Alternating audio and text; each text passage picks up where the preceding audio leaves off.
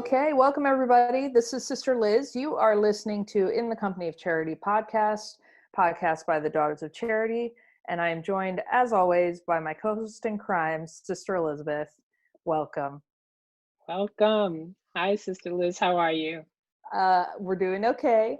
It's good. As of the recording of this podcast, there is a giant hurricane, tropical storm, what have you, coming towards us. So we're battening down the hatches here in South Texas. What else can Texas take? I mean, I've been praying for you guys. Your COVID numbers are looking terrible. I'm so scared for you guys. Stay in, wear your mask, wash your hands, all the things. Stay 6 feet away from each other. I'll do all those things. But now you need to batten down the hatches for a hurricane. Oh my goodness. I just remember 2 years ago we had a tropical storm, and Sister Phyllis woke me up in the middle of the night and we had to move the cars to higher ground because the water was already up to towards the top of the tires. So oh my gosh. Wow. Yeah, this is not a place for water absorption into the ground, I tell you. Yeah. Oh my gosh. Yeah. It's fun. It's when I lived in the South, I mean, hurricanes, tornadoes, in Georgia and Arkansas and all in that area. And when I moved up here to Utica, the sisters said, oh my goodness, hurricanes and tornadoes. And I said, well, people are afraid of blizzards up here. I mean, no one wants that. But now that I'm back up here, I can tell you a blizzard is not quite the same as a hurricane or a tropical storm. I'll take a blizzard any day. I hate to say that, but I don't really hate to say it. It's not bad. 3 feet of snow. I don't know. The dust doesn't seem to wreak the same havoc that a hurricane does, or even a tropical storm or depression or all those things. Yeah. So please be careful. We will. By the next episode, we'll hear that you're fine. Everything is okay. Yes. Yes. Yeah. You won't have a new co-host. Oh, please God. Please God. No. So tell us a little bit about this interview with Sister Catherine. I love this interview. Yeah, and I love Sister Catherine. So Sister Catherine Brown is living in Evansville, Indiana right now. She's working at a clinic, working with children. Mostly it's pediatric clinic. You'll hear more about that. And she's going to talk today specifically about hunger. And I think it's just a topic that's come up a lot. The Holy Father has talked about this. Especially in relation to the COVID virus and how it has exposed so many social ills, and one of which specifically has been hunger among children. I think, when kids are going to school, they're getting 1-2 meals there, and we think that's great. Of course, it's wonderful that, we can feel secure that our kids are getting some nutrition during the day, and that's a relief for parents, especially those who are on food stamps or in low income families. But what it has really exposed is the food deserts and the lack of access to food, neighborhoods that don't have grocery stores. So even if parents were able, to buy food, there are so many communities that just don't have the resources. And so she talks a little bit about that. She'll talk about a number of things related, but for the most part, the topic is around hunger. She is just really an informative person. She has just a really wealth of knowledge about this, and I think she just does a really good job in explaining what the impact is on children in the immediate need, but also in the long term, and why we really, really need to pay attention to this. Yeah, I think that it is interesting. There's so many things going on in the world that you can get distracted from the fact that this basic need of childhood hunger is something that is still happening in this country of ours. Mm-hmm. It is hard to believe. And we do kind of think, it's happening somewhere else, but I think if you've been watching the news, if you're at all paying attention to the concerns of those who live in poverty, low income people, you can see that those issues are really paramount for them. And again, I think this episode just really helps to highlight some of that, to give some practical ideas on how we might engage and advocate for communities and families. So I hope everyone enjoys it. I think you will. And Sister Catherine is just an awesome person. All right. Enjoy the episode, y'all.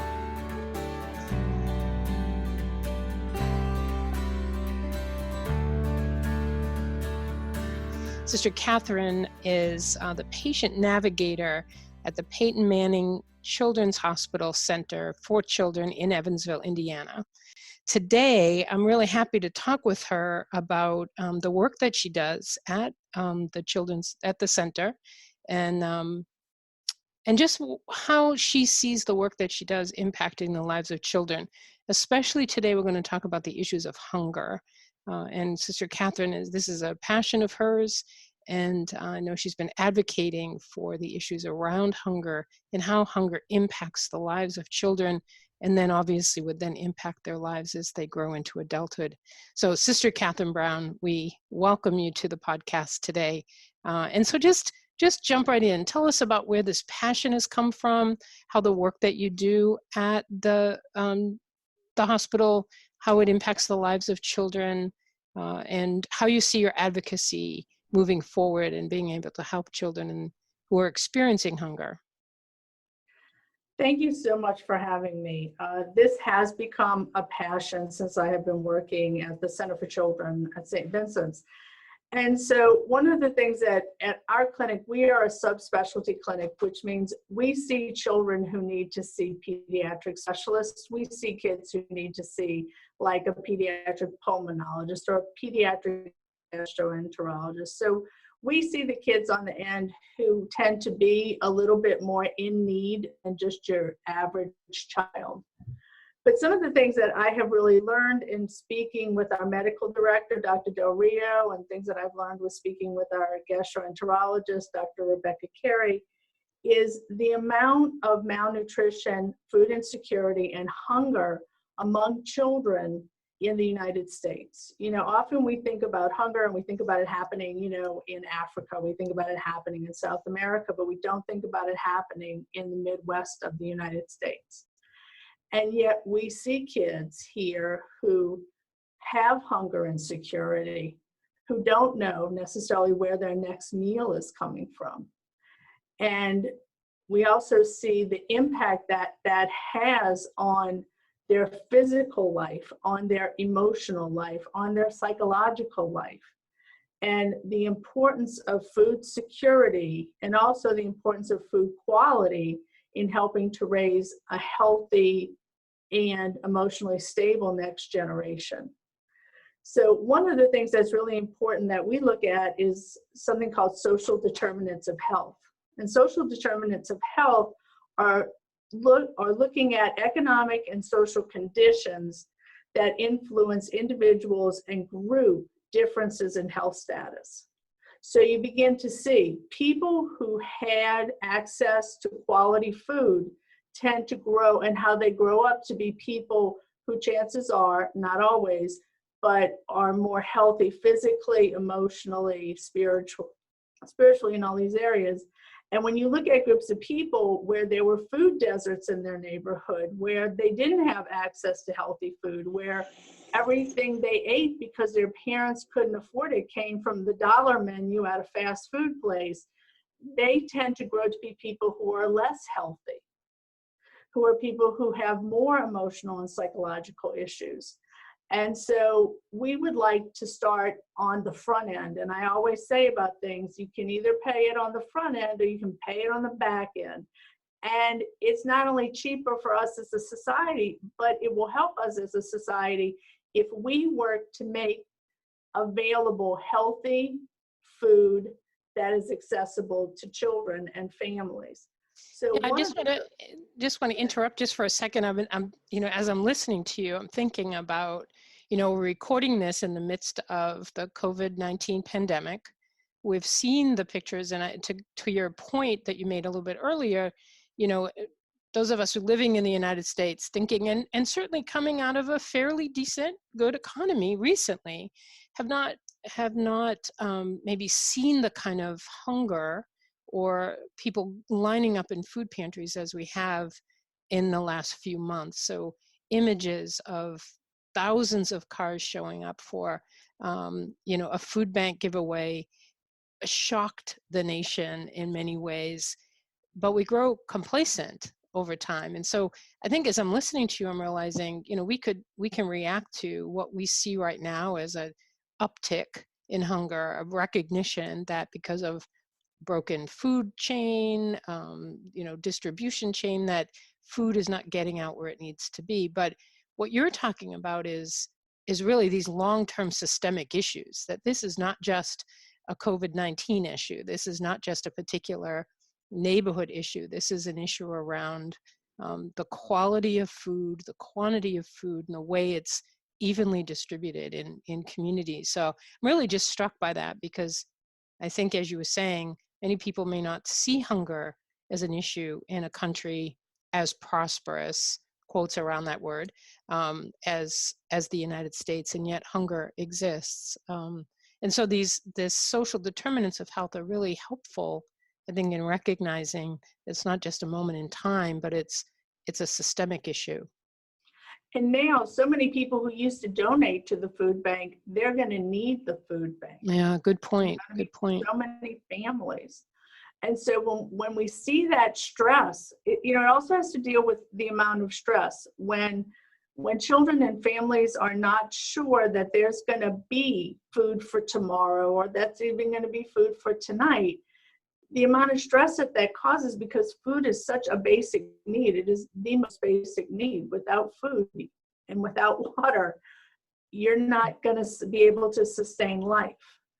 And so when we look at that now, and we look at when people have to make choices also between a quality food, a whole food, a healthy food, versus filling a stomach with, pasta, bread, just kind of stretching things. The more you have to stretch things, the less nutrition people are getting. They may feel full, but they may still be what we call micronutrient malnourished or deficient.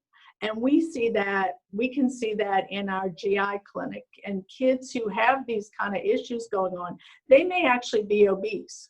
They may be overweight, but they're still malnourished because they're not getting the kind of micronutrients, vitamins, minerals, and things like that will sustain them to grow their bones, their brains, everything, to grow into healthy individuals. Yeah, that really helps me to again make the observation that I think we tend to make judgments about maybe the way someone's raising their children, or the eating habits that children are allowed to have. And we can make judgments and not, as you're saying, really look at the issues around not just some judgment I might make about the way someone is providing food for their child, but making the observation that, are we living in an area, or are we not providing for our children the nutritious food that they need? And again, it goes back, I think, again, to what we're distributing when we do distribute food. And you and I saw it when we were together in Macon, when we were working at Daybreak, with homeless people. Because so often when we were going to serve breakfast, we were serving day-old pastry, and we were grateful to get it. Right. That filled people's stomachs. But later on, when someone started donating eggs, and we were able to boil eggs and give people a boiled egg and maybe, some grits or something else to go with it, it was a much healthier, kind of breakfast for people. And one of the important things that one of the doctors was talking to me about was, when we look at children and we look at behavior, and even us as adults, when people are having like a high sugar, high carbohydrate, high, fast food kind of diet, it not only affects their physical growth, it also affects a lot of behavior. And what we see sometimes in kids is, we think, well, they just can't, sit in the desk, they can't do this, they won't do this and that. But a lot of the times it is also what they've been given to eat, what they have to eat. Either a lot of them have come to school and you don't know if they ate. And when they get to school, they've walked there or they've come there, they're trying to, put it down at the last minute and get into class. And then we often wonder, why do we have these behavior problems? And actually, there was a study done in Wisconsin where a charter school got a grant from the Kellogg Foundation, and they were able to change the food that they served at school.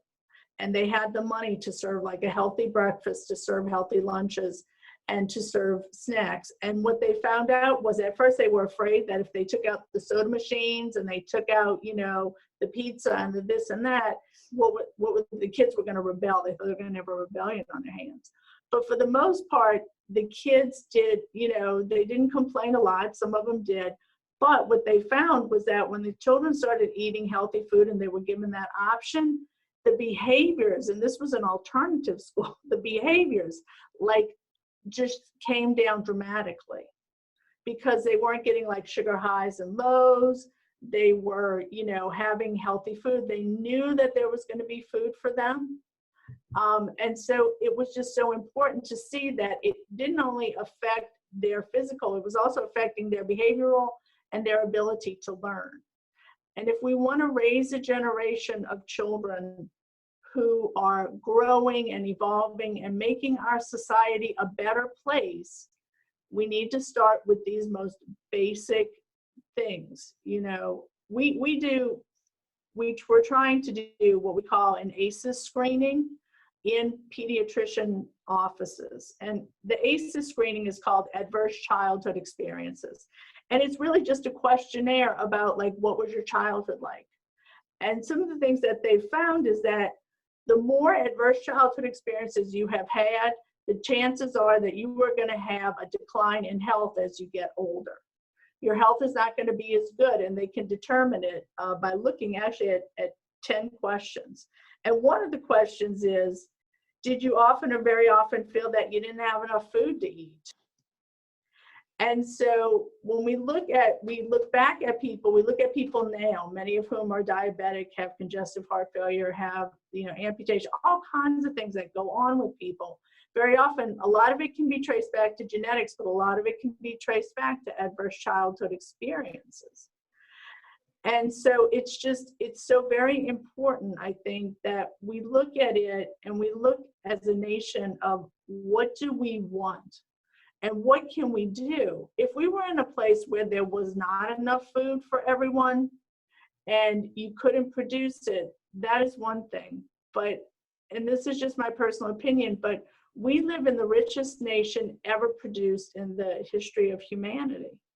And yet we have this dichotomy of who has access to these things and who doesn't. And it's the most basic of all things.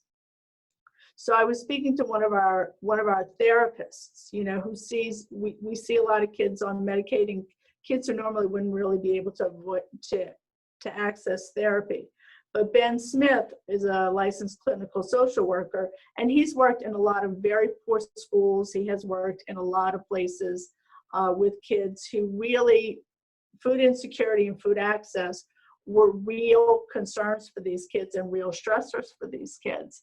And so, we were talking about, how do you feel as a person when everything that you eat comes out of a can and you may not even be able to heat it and you're eating it with a spoon? What does it say to you, not only on a physical level, but what does it say to you on a psychological level? This is the best that I am. Is that I can eat SpaghettiOs out of a can cold. And so it really does affect how, how kids behave. And he was talking about the backpack programs that many, many schools and people are doing now to make sure that kids over the weekend have food. But so much of that food that we put in there because we're trying to do the best we can is things that they can heat up in a microwave or, with everything with a pop top, whatever you can think of at the grocery that you're going to get with a pop top, or crackers or whatever we can put in those things. And very often that's all they're going to have for the weekend. They're not going to have any fresh vegetables. They're not going to have any salad. They're not going to have anything, really fresh and healthy. They're going to be subsisting on, stuff. That is not feeding their body really, and it's not feeding their soul. It might be keeping hunger at bay, but it doesn't necessarily mean that it's nutritious and we're feeding them. And it's just the fact that we can feed them. We can make food, good, healthy food, accessible to kids. with not only schools, but we've seen now with schools being closed, with feeding stations, places where you can pick up food, for kids. But I think as a nation, what do we want to do? We've made decisions by not making decisions, and by cutting federal, programs like SNAP, like different things that feed children, that feeds a lot of people, not just children, but since we're looking at kids, that feed children. But how do we feed children? Yeah, and I would think too, I mean, just as you were saying, while we're talking specifically about the impact of food deserts and food insecurity on children, many of the parents that are feeding their children may have themselves experienced food insecurity, food deserts, lack of grocery stores. You know as well as I do that the communities that we've lived in, poorer communities, in order to serve people, realizing we have to provide things that in more wealthy communities, more middle class communities, they have more abundance. It's something to think, when you move into a community and there's no adequate grocery store to begin with, that then the access to good and nutritious food is diminished initially, right then and there. And then to need to use food banks or food pantries, which again, as you said, they very well meaning, and I've seen so many try to provide good and healthy food, good produce. Now you can go to many farm stands, farmers markets, use your EBT card, your food stamps, SNAP benefits to buy produce. All of those things are movements toward being able to have access to nutritious food in families. But where does the advocacy side come in? How do we help communities? How do we support efforts like you're talking about? How does the average person who sees these things and says, wow, I never thought about this. How do we kind of move ourselves into this issue and then advocate for those changes in school lunches, in the food being distributed at pantries, in the way in which communities have grocery stores or markets that are adequate and nutritious? How do we make that advocacy come alive? I think part of it is just what happens in your local community. When you look at it, I don't have children, but I taught school for 17 years, so I've seen school lunches. Do you know what I mean? Yeah. And to think, do I want to eat that all the time? I mean, we literally knew that pizza day was Friday, spaghetti day was Wednesday, and I mean, different schools in different states. It wasn't all just in one place. And they were public schools and private schools and things like that. But I think very often to look at, if you see people and you look at it, or if you help at a food pantry, and to say, if that was what I had for the week, how would I feel? Mm-hmm. If that's what I was going to eat this week, and I didn't have access to, to oranges, or just different things, how would I feel, and what would that be doing for me? And then I think it is being willing to, as a nation, pay it forward and pay on the front end of things and say, we want to invest in the quality of the children that we're raising, whether they are physically mine or in my family or not. But to look at a greater way of seeing the children all as ours, and to work to do that, to get involved in food banks if you can, if not, to donate, to look, to find ways, working with your, government officials. I think that's a big thing. I'm not going hungry tonight, and my local representatives aren't going hungry tonight, and our senator and our president, none of us are going hungry tonight.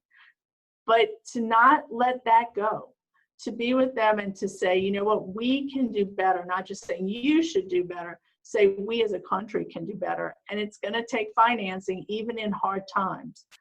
But I think the financing is the way of paying for it now instead of paying for it later, when you have so many people who are going to have health issues and will end up in emergency rooms And if they don't have insurance and everything else, it's going to be paid for by us. So I think the advocacy comes in seeing, what's really going on, calling for better. We can't do everything. I mean, you can't go into the house and say, you will eat healthy, and I myself, when you have issues with those kind of things, food issues, it's a hard thing. But to really have access, I think if kids had access, if we had access to feeding centers, if we had access to working these things out and giving people what they need, or the ability to sustain that, I think we'd be able to do better advocacy. Because I don't think it's about the big things. It's not about creating something new. It's about using what we have to do better. Yeah, it's a great point. It's a really great point. And I think, as you're saying, looking at things like SNAP benefits, someone who's never had to use them before might have no idea what even the process is like in order to sign up for SNAP benefits, how to maintain them. Sometimes it's education, it's just taking the time to learn what is covered under the SNAP benefits, and it's going to be all food, but what does that really look like? There's been so many different kinds of projects that say, it's $5 a day or it's so much money per person. And we think, oh, well, that's, okay, we can figure this out. But as you're saying, if we have to do this every day, every single day, how does that become more demoralizing? So it's not always going to be just about the hunger of my belly. It's going to be also the hunger of my dignity and my self-respect and my soul and my heart, my mind. How does all of this affect me as a human being, whole and entire? And so, I think that issue of advocacy, as you're saying, is we're not going to change everything overnight. We're not going to change the big things, but everything is local. How do I look out into my own community and see those who are suffering? How do I, even in my own reflection at night, my own examen, say who might be going hungry, and how might I reach out to that person tomorrow, next week, next month, to make sure that there's more equity in the areas in which I live and in the country in which I live. And I think, at least for us here, it's asking the question. Sometimes it's a difficult question to ask. If you ask a parent, are you able to feed your kid? Yeah. That it can be almost jarring to people. Yeah, and it's hard for them to feel comfortable enough to admit and to say out loud. Because, sometimes when you're going to say it to the doctor, they think, oh, I'm a bad parent, or, or they're going to think I'm a bad parent, or whatever. But it's to help people to be comfortable enough to be able to say, are you able to do these things? And if not, to have services that we can send them to say, you know what, we want this for you. We want this for the child because we want them to be healthy. And here are people, here we are, and we're going to be able to help you with this. And not make it feel like you should be embarrassed about it. You should be ashamed of it. We all need help at sometimes. And as Daughters of Charity, we're called to help the people who are in need, but also the greater as the church, as society, as all being children of God. We're called to help each other to have what we need to raise up a generation of people who will bring society further along. I think it's always, to me, it's always about bringing society further along so that more people are included in. And you and I both know, when you look at people think, oh, they get a ton of money when they get, SNAP benefits or whatever. But you and I know from being at Daybreak, homeless people are just a single individual got what, $67.33 a month, for food. I need more than $63, a month. I need probably more than that in a week. Right. And to say that's what you get for the month. Well, no wonder you're not buying healthy food, because ramen noodles, they go a long way. A case is $3. Yeah. So I think it's wanting better for each other, and in this time especially, where we're looking at groups of people, we're looking at racism, and we're looking at all this stuff in our society, and hopefully we can get down to the things that are going to make it better for all of us. And I think hunger and food insecurity and not having access to healthcare, which are the things that can help us to bring about a better society on the very grassroots level. Yeah. I've really, I appreciate so much our conversation today. It's been really helpful in getting me to think about the wider and more long-term effects of the lack of nutritious food. And so it's not just a matter of making these things available, it's also educating all of us ourselves in what is a healthy diet. What does that really mean? And people can bristle against it because I want what I want. I want my sugars, I want my carbs, I want my junk food. We're all getting used to those kinds of having access to that, but it's not helping us. It's not making us healthy. It might be filling our stomachs, but it's not making us healthy. And so food should do both in the long run. And that's really seems to be the message that I'm hearing from you, and that children, being the most vulnerable in our society, really need our attention more than ever. And so, Sister Catherine, I appreciate your time today. And I was wondering, any last words, any last bit of wisdom, challenge, just something you'd like the listeners to think about, when they're done listening, what should still be ringing in their minds from the words and from the wisdom that you've shared with us today? I guess the question that I ask myself, and I would want other people to ask themselves, is how can we help raise the next generation of children to be happier and healthier and more evolved as a society? How can we bring that about to make a better world for everyone? It's a great place to leave our talk today. Again, thank you so much. We'll keep that question in our minds and continue to look for those solutions. Thank you so much. And thank you to all the listeners. This has been In the Company of Charity podcast. Thanks for listening. We'll see you next time.